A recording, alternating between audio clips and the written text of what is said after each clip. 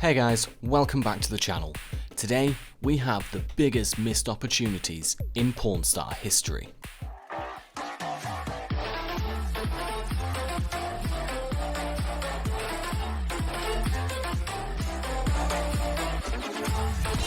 In at number 5, brings in a piece of history that without it could have meant one of the top 5 bands of all time might never have existed. The item is the original contract of the Beatles. Their music is synonymous with the 60s and still gets heavy playtime today. Selling over 500 million albums and 17 UK number ones, they are easily one of the most successful bands of all time. The contract, which was written up and signed by John Lennon, George Harrison, Paul McCartney, Ringo Starr and their manager Brian Epstein back in 1962. That original, and the only one in the world today, was brought into the store and the seller wanted a cool $1 million cash for it, not a penny less. It was a bit much and they simply had to pass. That's cash right now. If you don't take that, I would wait for another auction. I'm gonna have to decline on the 350. Good luck with it. In at number 4, we have the crazy and wonderful item that is Robosaurus. This piece of machinery was part transformer, part scrapyard monster. It weighed in at 30 plus tons and was just about 40 foot high. It could breathe fire and crush cars in its vice-like claws. This is something that has to be seen to be believed. Designed as a transformer, imagine Optimus Prime as a dinosaur-shaped machine and you're pretty much there with the colour scheme and design.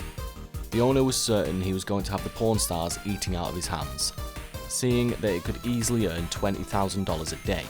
Well, if that was the case, after 3 weeks, he would have earned the money he was looking for. Even with Chum basically begging to own the Robosaurus, it was seen as a purchase that could not be afforded by the porn stars and they walked away from it. It was very cool, guys, but I have to admit, $1 million is a little out of my budget. And in at number 3, we have an amazing guitar that was brought into the shop. And this was not any normal guitar. It was Jimi Hendrix's 1963 Fender Stratocaster electric guitar. When the owner brought it into the shop, he knew it had a massive valuation coming in, but was absolutely in awe when the guitar expert revealed his numbers of $750,000 and $1 million. That was when one of the coolest moments turned very sour. Rick heard the numbers and tried to offer him $500,000 right out of the gate. His next offer was $600,000 and the owner knew it was not even close to fair. Eventually, Rick decided against insulting the owner anymore and they both parted ways. This could have been an item that made the store over $1 million, but it was not to be. $750 really, man, that's the bottom dollar I can take for the guitar. Okay, well, have a nice day. Tell me if it goes to auction, I might bid on it. Okay, thanks, man. In at number 2, we have the 3-piece suit of George Washington. This episode was made specially for the show's 500th episode, and what a way to mark it. As Rick stated, the George Washington suit was one of the coolest things I'd ever seen, across 9 years and 500 episodes of doing this show. The suit itself had been in a collector's possession for 21 years, and he'd purchased it in an auction in New York. Before that, the suit, which was all silk and originally pink, was passed down for generations among Washington's family members.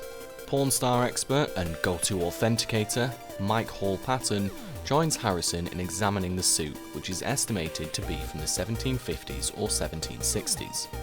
When it came to selling the item though, things went a bit west. Brian, who bought it in an auction, was not really looking to sell, and threw out an asking price of $3 million.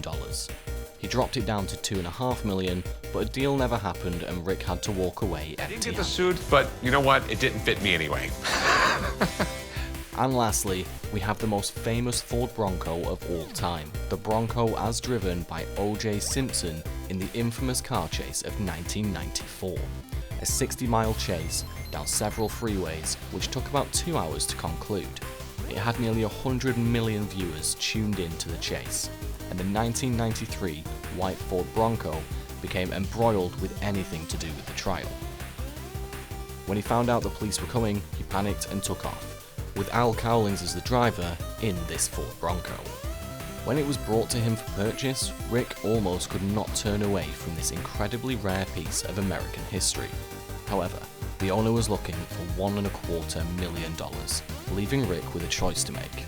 He he eventually had to pass as the uncertainty of what it would fetch was too much of a gamble, even for him.